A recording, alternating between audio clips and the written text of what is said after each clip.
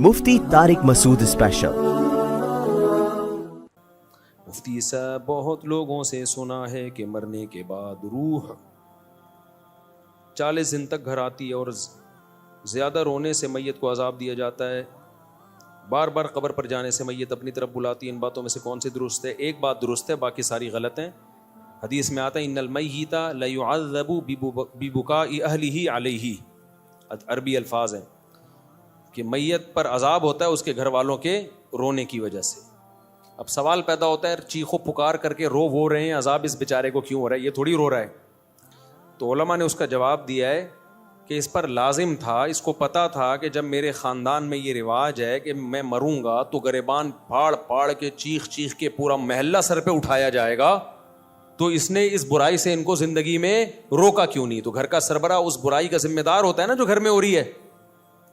اس کو چاہیے تھا وصیت کرتا کہ ہمارے یہ، کیونکہ جن خاندانوں میں رواج ہوتا ہے وہی ایسا کرتے ہیں، جن کے یہاں رواج نہیں ہے وہ ایسا نہیں کرتے۔ جب اس کو پتا تھا کہ میرے مرنے کے بعد ہا ہو چیخو پکار رونے کے مقابلے ہوتے ہیں باقاعدہ، جو نہیں رو رہا وہ سمجھتے ہیں اس کو تو محبت ہی نہیں تھی، لہذا جس کو محبت نہیں بھی ہونا وہ بھی دکھانے کے لیے رو رہا ہوتا ہے بہت چیخ چیخ کے۔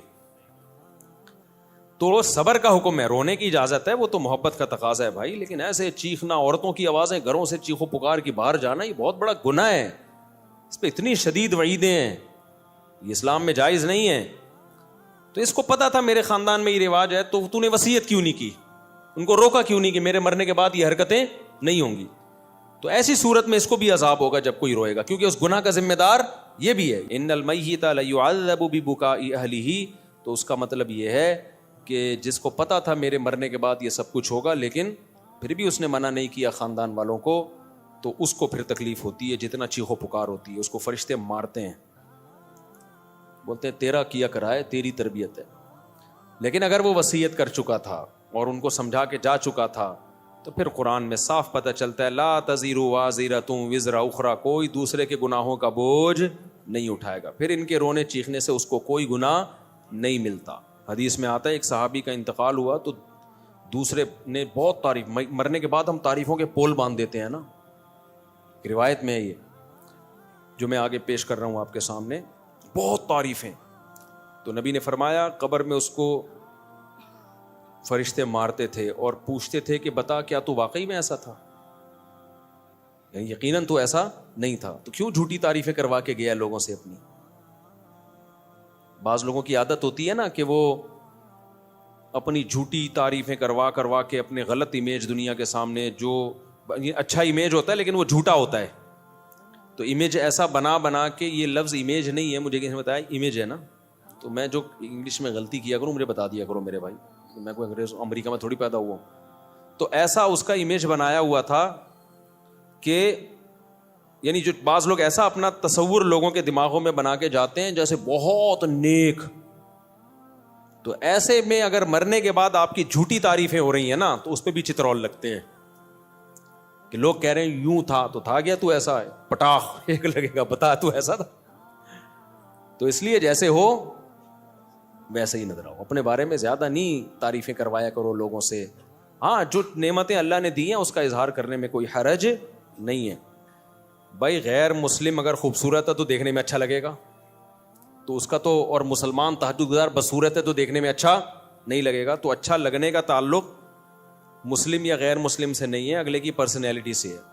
ہاں اعمال کے لحاظ سے اگر اچھا لگ رہا ہے پھر غلط ہے، اعمال کے لحاظ سے کافر اچھا نہیں ہو سکتا۔ تبھی ہم کہتے ہیں کافر کی خوبیوں کو بیان کیا کرو کہ بھئی ان لوگوں میں یہ خوبی، لیکن یہ کہنا کہ وہ مسلمانوں سے اچھے ہیں یہ زیادتی ہے بھائی۔ مسلمانوں سے اچھے کیسے ہو گئے؟ جو خدا کا انکار کرے اور جو خدا کو مانے دونوں برابر ہو سکتے ہیں؟ ایک اللہ کو مانتے ہیں، اللہ کے پیغمبروں کو، اللہ کی کتابوں کو مانتے ہیں، دوسرا مانتا ہی نہیں ہے، وہ کہتے ہیں میں خود بخود بناؤں، تو اپنے خدا کا انکار کر دیا اللہ کا، تو مسلمان سے اچھا۔ اگر وہ اچھے ہوتے تو اللہ مسلمانوں کو جہنم میں بھیجتا، پھر ان کو جنت میں بھیجتا۔ ہاں یہ کہنا درست ہے کہ ان چیزوں میں وہ مسلمانوں سے اچھے ہیں، اور سب مسلمانوں سے بھی نہیں، خاص جیسے پاکستانی مسلمانوں سے امریکی مسلمان کرپٹ نہ ہونے میں اچھے ہیں، جاپانی مسلمان پاکستانی مسلمانوں سے ڈسپلن میں اچھے ہیں، ڈسپلن ان کا بہت اچھا ہے. صفائی ستھرائی میں وہ پاکستانی مسلمانوں سے اچھے ہیں. تو پاکستانی کس چیز میں اچھے ہیں وہ سوچ رہا ہوں, ابھی کوئی دماغ میں آئے گا تو بتاؤں گا. تو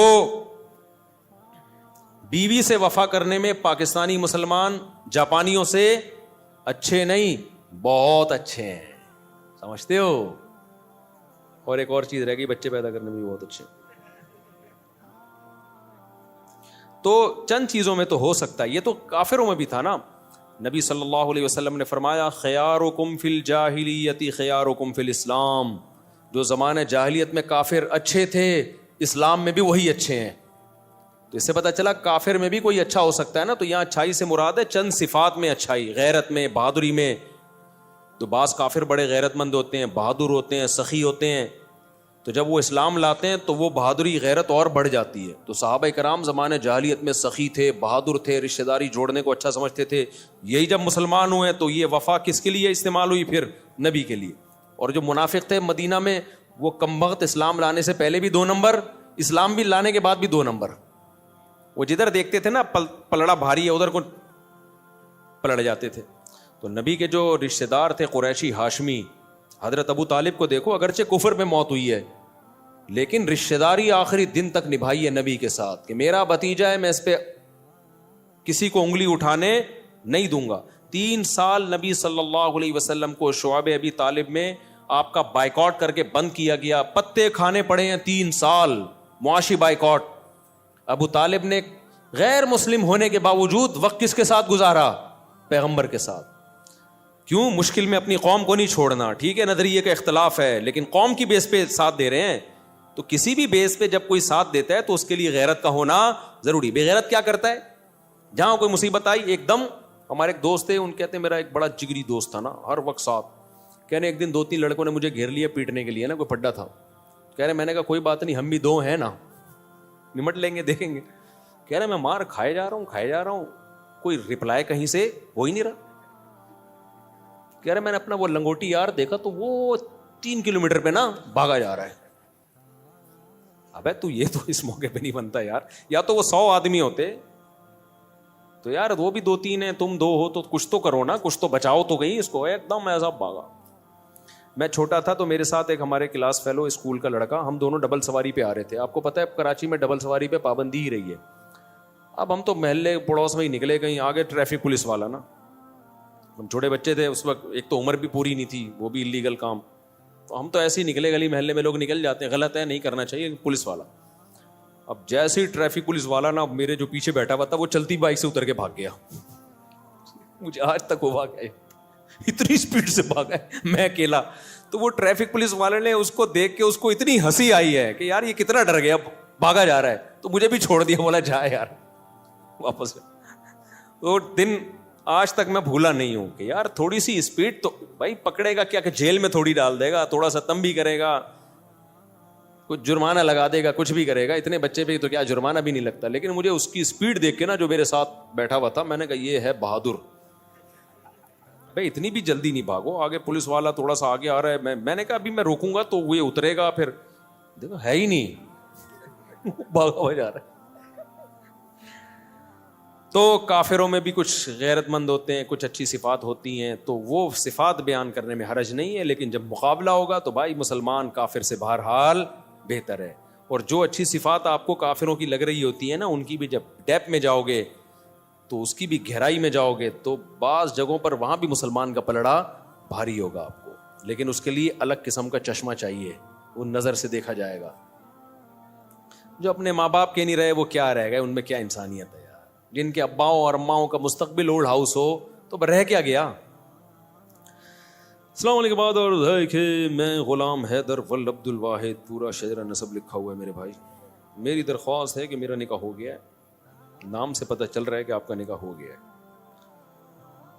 میرا سسر شادی کرنے کی اجازت نہیں دیتا, وہ کہہ رہا ہے کہ مجھے اپنی بیٹی کی طلاق چاہیے, کسی بھی صورت میں بیٹی کی شادی نہیں کروں گا.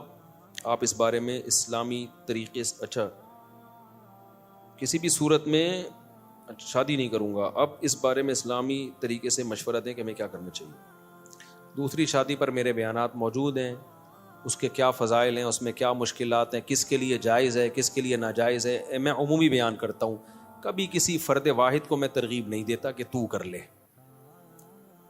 مجھے نہیں پتا کہ اس میں تپڑ ہے یا نہیں ہے, کبھی کسی فرد واحد کو میں ترغیب نہیں دیتا. میں کبھی ان کو نہیں پکڑ کے کہوں گا یار تم نے کیوں نہیں کی, اتنے عرصے سے بیان سن رہے ہو, تم کر لو. یہ میں کبھی بھی نہیں کرتا. حتیٰ کہ میرے دوست احباب میں 40 سال کے لوگ بھی ہیں جو ابھی تک کنوارے ہیں, ان کو بھی میں نے کبھی نہیں کہا تم نے شادی کیوں نہیں کی ہے. وجہ اس کی ہے کہ کسی کے پرسنل معاملات میں ٹانگ اڑانا یہ بہت غلط عادت ہے. میں اگر کسی کو اسپیسیفک کسی فرد کو ترغیب دوں تم دوسری شادی کرو, مجھے نہیں پتا اس کا بیہیویئر پہلی بیوی کے ساتھ کیسا ہے, اس کے حقوق ادا کر بھی رہا ہے کہ نہیں کر رہا. ہو سکتا ہے وہ اس کو لٹکا کے رکھا ہوا ہو اور ہم اس کی 4 شادیاں کراتے پھر رہے ہوں, تو یہ تو ظلم ہو جائے گا نا. اور یہ بھی ممکن ہے حقوق ادا کر رہا ہو. تو یہ تمہاری